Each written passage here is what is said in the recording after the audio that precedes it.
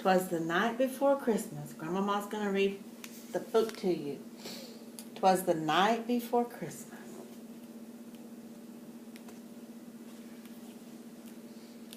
'Twas the night before Christmas, when all through the house not a creature was stirring, not even a mouse.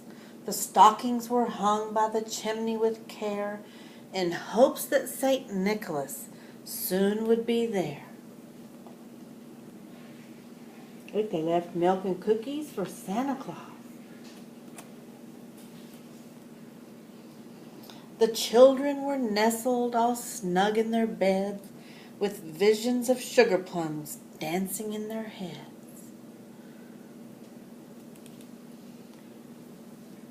And Mama in her kerchief and I in my cap had just settled down for a long winter's nap. When out on the lawn there arose such a clatter, I sprang from the bed to see what was the matter. Away to the window I flew like a flash, tore open the shutters and threw up the sash. Oh, he's got to go check and see what's going on out there.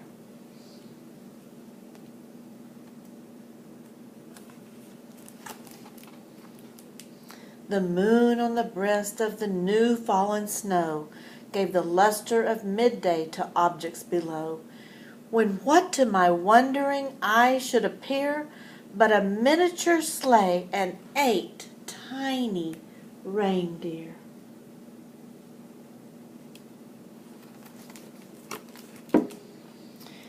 With a little old driver so lively and quick, I knew in a moment it must be St. Nick.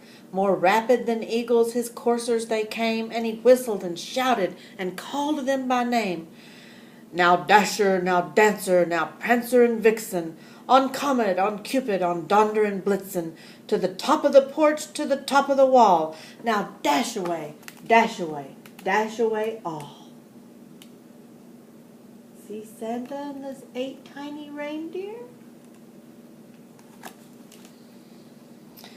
As dry leaves that before the wild hurricane fly, when they met with an obstacle mount to the sky, so up to the housetop the coursers they flew, with a sleigh full of toys and St. Nicholas too.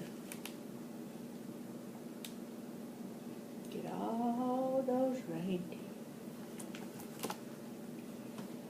And then in a twinkling I heard on the roof the prancing and pawing of each little hoof. As I drew in my head and was turning around, down the chimney St. Nicholas came with a bound.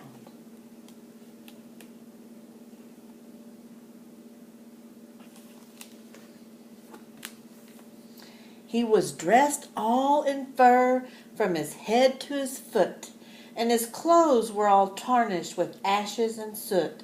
A bundle of toys he had flung on his back, and he looked like a peddler just opening his pack.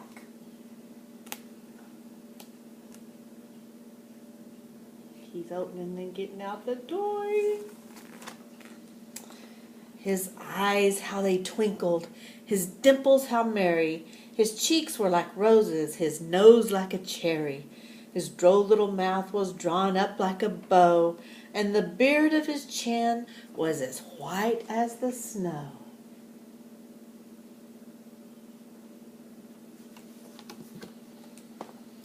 The stump of his pipe he held tight in his teeth, and the smoke it encircled his head like a wreath.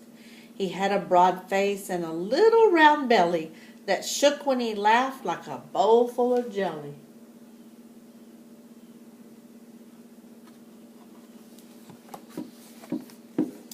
He was chubby and plump, a right jolly old elf, and I laughed when I saw him in spite of myself. A wink of his eye and a twist of his head soon gave me to know I had nothing to dread.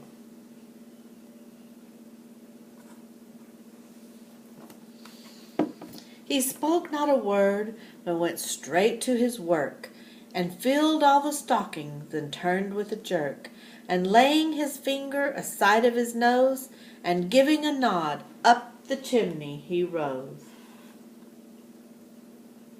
Look at all the toys in the stockings.